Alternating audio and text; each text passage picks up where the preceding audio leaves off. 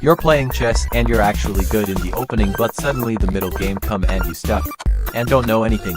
Then this accidentally happened.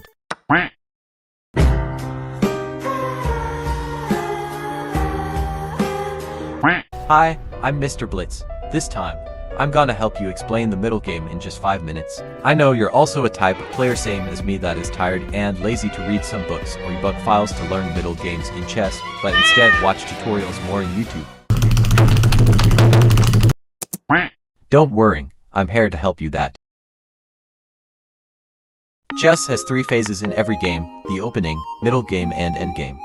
All of this are important, but of course let's focus on the middle game first, but I suggest you to also learn opening and endgame. What should we do in middle game? Of course, to plan. But before diving deeper to planning in middle game, we must know first some opening principles to be able to perform well in the middle game.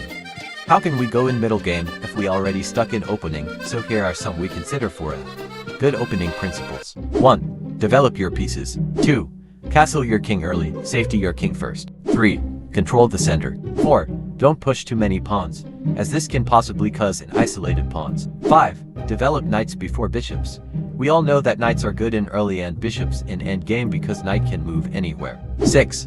Avoid moving queen too early. Moving queen too early is risky. Now, we already know the basic principles in opening. We can now proceed in middle game. So, let's go back to our topic, which is to plan. In middle game, there are 2 types of plans we consider: the short-term plan and the long-term plan. In order to achieve these 2 types of plans, we must consider these 2 most important factors: tactics and strategy. Not tactics versus strategy, it's tactics and strategy. In short, short-term plan is tactics and long-term is strategy. Why is it called a short-term plan? Because when having a tactics, we can easily get the results. You will win immediately up of material advantage. So, what are the tactics we do in the middle game? Some of this are: 1. Pins.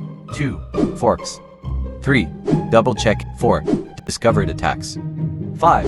Advantage pieces trade. Long-term plan or the strategy. It could start from the opening.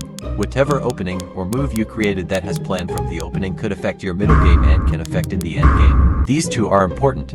They are partners. Usually when you do strategy, it actually comes with some tactics. Strategy is like a whole plan that involves tactics. So, you already know how middle game works. I will give you examples of executing these tactics and strategy in the game. You can actually apply this in your game. This is what they say the f7 weaknesses. Do you know that the common weakness is f7 and f2 square? These are the weakest square, because this is commonly defended only by king. We can have a lot of tactics to do with it because of this weakness square. So here are some examples, like this one. We can do tactics here, which is knight takes f7 pawn, why to capture? Because after king takes it, queen h5 check. Go to safe square and the queen takes knight. It's simple, yet effective, and you actually up with pawn. A great advantage. That's why you must also aware to undefended pieces, and do some tactics to take it. Another f7 weakness, rook takes f7 then capture it with the king, check then go to safe square then easy takes rook. Another f7 weakness is puzzle, knight takes f7 then capture it back, then fork.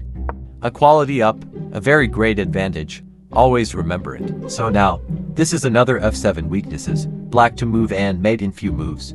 But you're the one to solve it and comment it below. I think that's all I can help for now, the basics in middle game, and good luck to your upcoming games.